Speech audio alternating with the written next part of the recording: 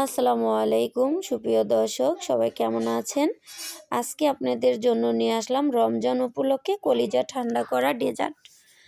এই ডেজার্টটা বানিয়ে নিতে পারবেন একদম খুব সহজেই।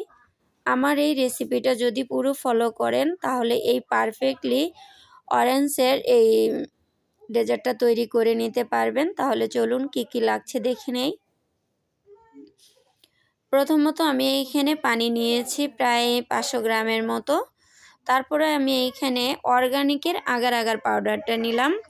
এইখানে আমি 1 চা চামচ আগার আগার পাউডার নিয়েছি। 1 চা চামচের চেয়ে একটু বেশি দিয়েছি, কারণ একটু উঁচু উঁচু করে দিয়েছি। তারপরে এইখানে চিনি দিলাম হলো হাফ কাপই হবে, প্রথমে একটু কম দিয়েছি, তারপরে হাফ কাপের চেয়ে একটু কম নিয়েছি। আর মিষ্টিটা আপনারা পছন্দ অনুযায়ী ব্যবহার করবেন।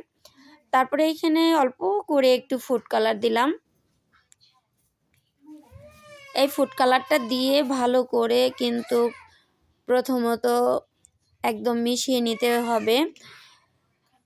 প্রথমত আপনারা যখনই এই আগার আগার পাউডারটা মিশাবেন কখনোই চুলার আঁচটা কিন্তু জ্বালিয়ে দিবেন না। আগার আগার একদম ঠান্ডা পানিতে মিশিয়ে নিতে হবে, না হলে কিন্তু দলা পেকে যাবে।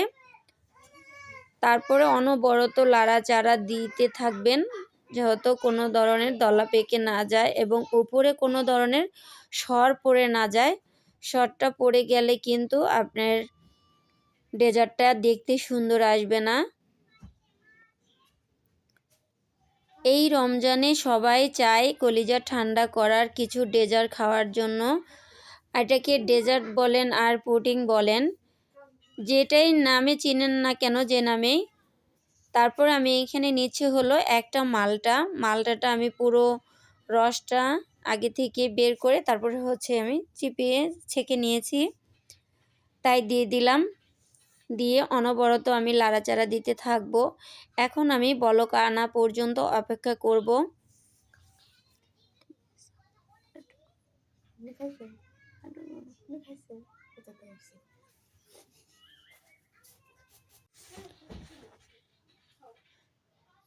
যেহেতু আমি এইখানে মালটার রসটা দিয়েছি, এজন্য আমি একটু পরে লাড়া দিয়ে দিলাম। তারপরে এরকম একটু হাতের উপরে লাগিয়ে দেখবেন, যদি এরকম হাতের সাথে লেগে যায় তখনই ভাববেন যে পুরো পারফেক্টলি হয়ে গেছে। আর এই বাটিতেই হলো আমি সেট করব। আমি বাটিটাতে ঢেলে নিলাম। এখন আমি ঠান্ডা হওয়া পর্যন্ত অপেক্ষা করতে থাকব। ঠান্ডা করে পুরোপুরি ঠান্ডা করে নিয়েছি। এখন আমি এই 30টার পরেই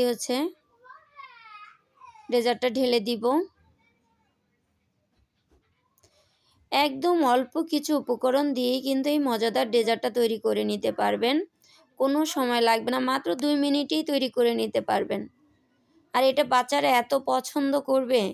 এটা জেলি বলুন, বাচ্চারা তো জেলিতেই চিনবে। তারপরেও পুডিং বলেন, জেলি বলেন, তারপরে ডেজার্ট বলেন। দেখুন কি সুন্দর হয়েছে।